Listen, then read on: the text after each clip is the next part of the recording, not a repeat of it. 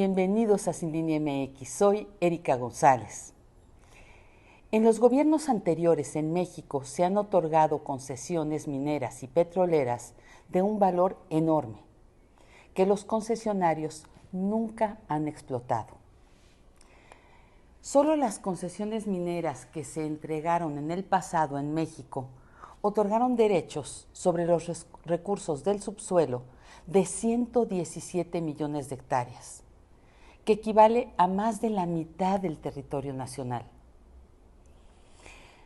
Cuando esto sucedió, prácticamente ningún ciudadano común se enteró de que los gobernantes estaban entregando de esta manera los derechos sobre sus riquezas del subsuelo a las empresas extranjeras y a las empresas de sus amigos oligarcas, porque nadie nos los informaba.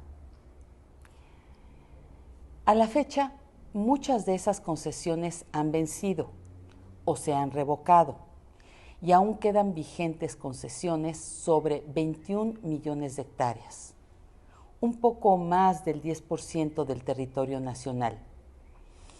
Y la gran mayoría de todas las que se otorgaron en el pasado no se explotaron. Cualquiera pensaría que es un ejercicio inútil tener los derechos de explotación minera o petrolera si no la explotas para producir y vender el mineral o el petróleo que se encuentra en el subsuelo de las superficies concesionadas. Pero esto no es así. Para explicarlo más claramente, imaginemos que alguno de nosotros recibe los derechos para usar un terreno a fin de construir o de sembrar en él.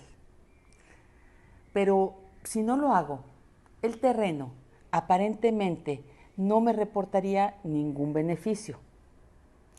Sin embargo, en lugar de producir algo en ese terreno, me voy al banco y tramito un crédito utilizándolo como garantía. Después, utilizo el crédito para hacer otros negocios en lugar de invertirlo en la producción sobre ese terreno. Eso es exactamente lo que hacen con sus concesiones aquellos empresarios mexicanos o extranjeros que no las explotan. Se van a los mercados financieros internacionales y consiguen dinero con garantías de las reservas mineras o petroleras de las concesiones que les fueron otorgadas. Después, usan ese dinero para otras cosas y no producen nada con las concesiones recibidas. De esta manera, no benefician en nada a la economía del país.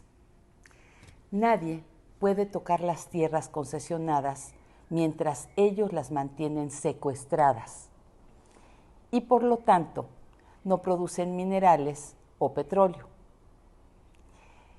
El dinero que reciben ni siquiera entra a México para ponerlo en circulación dentro de nuestra economía. Tampoco pagan impuestos porque lo que se grava es la extracción y si ellos no extraen nada del subsuelo, no tienen nada que pagar. Es decir, ni siquiera se recibe nada en el erario de beneficio por pago de impuestos. En resumen, están utilizando nuestros bienes para conseguir dinero en beneficio propio sin que nuestra economía reciba ninguno en absoluto. Y mientras ellos se hinchan los bolsillos sin decirnos lo que hacen, nos han tenido chupándonos el dedo.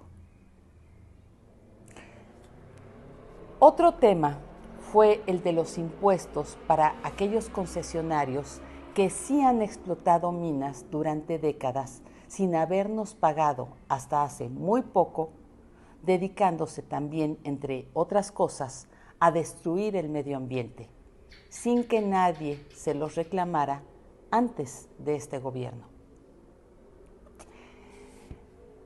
Hoy la oposición ha hecho un deporte nacional el criticar y reclamar al gobierno que nos informe claramente sobre todos estos temas, porque no les gusta y no les conviene que todos sepamos cómo nos robaron impunemente durante muchos años. Los oligarcas lloran y mandan a sus medios pagados a reclamarle al gobierno porque los ataca, como si decir lo que hicieron fuera un pecado. Todos ellos tienen mucha suerte de que este gobierno no esté tomando decisiones autoritarias, porque por lo menos muchos de ellos ya estarían en la cárcel después de un juicio sumario, como acostumbraban a hacer los gobiernos anteriores con los que caían de su gracia. Hoy al menos les toca enfrentar la opinión pública y esperar las consecuencias jurídicas que deriven de su saqueo. Como dijo el activista estadounidense de los derechos civiles, Martin Luther King, no eres solo responsable de lo que dices, también de lo que no dices. Muchas gracias.